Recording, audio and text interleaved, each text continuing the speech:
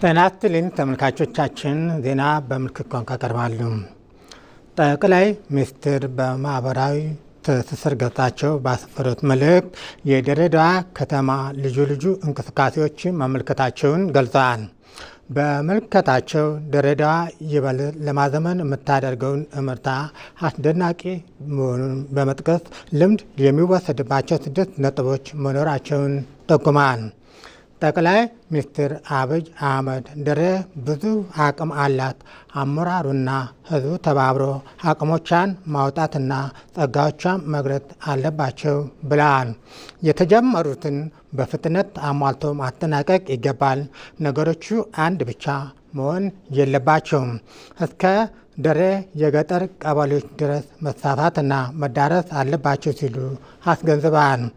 ጀምረናል፣ ግን ገና ብዙ ይቀረናል ያሉት ጠቅላይ ሚኒስትሩ ወገባችን ጠበቅ፣ ሀብታችን ሰብሰብ አድርገን ተግተን እንስራ፣ ያን ጊዜ ድሬዳዋ የዓለም ህዝቦች የአይን ማረፊያ ትሆናለች ብለዋል።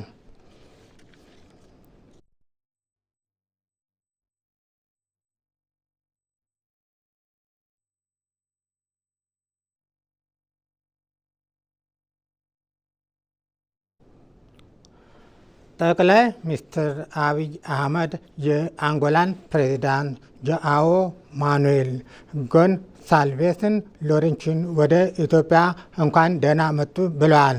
ሁለቱ መሪዎች የሁለትዮሽ ውይይት ያደረጉ ሲሆን ፕሬዚዳንቱ በአዲሱ የአፍሪካ ህብረት ሊቀመንበር ናቸው።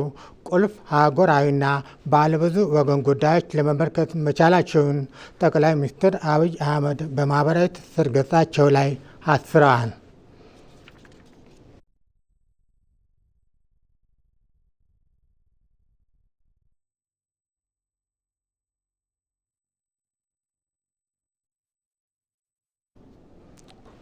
ኢትዮጵያ ከኩባ ጋር በፓርላማ ዲፕሎማሲና የህዝብ ለህዝብ ግንኙነቷን ማጠናከር እንደምትፈልግ አፈ ጉባኤ ታገሰ ጫፎ ገለጹ። አፈ ጉባኤ ታገሰ ጫፎ ከኩባ ውጭ ጉዳይ ሚኒስትር ብሩኖ ኤድዋርዶ ሮድሪጌዝ ፓራላ ከተመራ የልዑካን ቡድን ጋር ተወያይተዋል። ኩባ የኢትዮጵያ ጠንካራ ወዳጅ አገር መሆኗን የገለጹት አፈ ጉባኤ ታገሰ ጫፎ ይህንን ግንኙነት 50 ዓመታት ማስቆጠሩን ተናግረዋል። በእነዚህ ረዥም ዓመታት ኩባ ለኢትዮጵያ በተለያዩ ዘርፎች ላበረከተችው አስተዋጽኦ ምስጋናቸውን አቅርበዋል። የሁለቱ ሀገራት ታሪካዊ ግንኙነት በፓርላማ ዲፕሎማሲያዊና ለህዝብ ግንኙነት የበለጠ አጠናክሮ ለማስቀጠል ኢትዮጵያ ጽኑ ፍላጎት እንዳላት ተናግረዋል።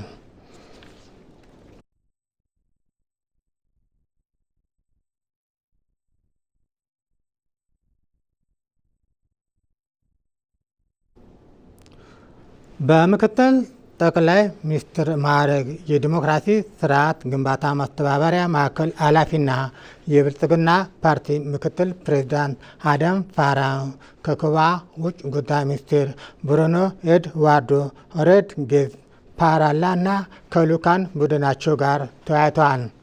አቶ አደም ፋራህ ኢትዮጵያና ኩባ በደም የተሳሰረ ጠንካራ ግንኙነት እንዳላቸው በውይይቱ ጠቅሰው ዲፕሎማሲያዊ ግንኙነቶች ህዝብ ለህዝብና በሌሎች የትብብር መስኮች ይበልጥ እንዲጠናከር እንደሚሰራ ተናግረዋል። የኩባ ውጭ ጉዳይ ሚኒስትር ብሩኖ ኤድዋርዶ ፓራላ በበኩላቸው 50 ዓመታት ያስቆጠረው የሀገራቱ ግንኙነት በጥሩ ደረጃ ላይ እንደሚገኝ ተናግረዋል። ኢትዮጵያ በቀጣናው ብሎ በአፍሪካ ሰላምና መረጋጋት እንዲሰፍን የምትጫወተው ሚና የሚደነቅ መሆኑን ጠቅሰዋል።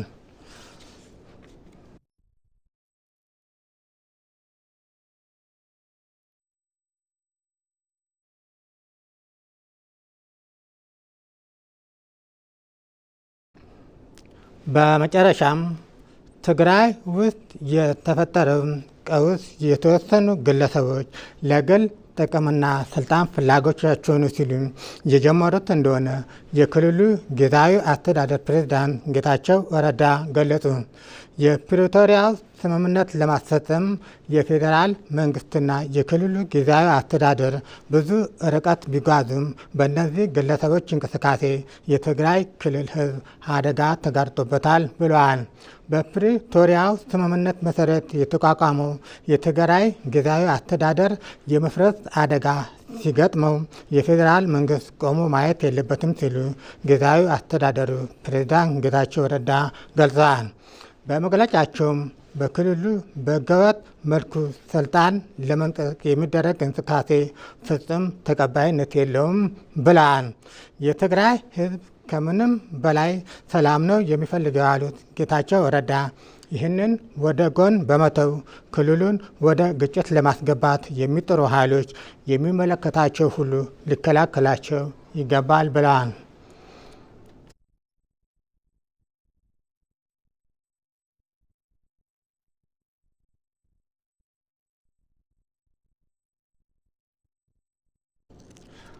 ዜናው አበቃ። ከቀሪ ፕሮግራሞቻችን ጋር መልካም ቆይታ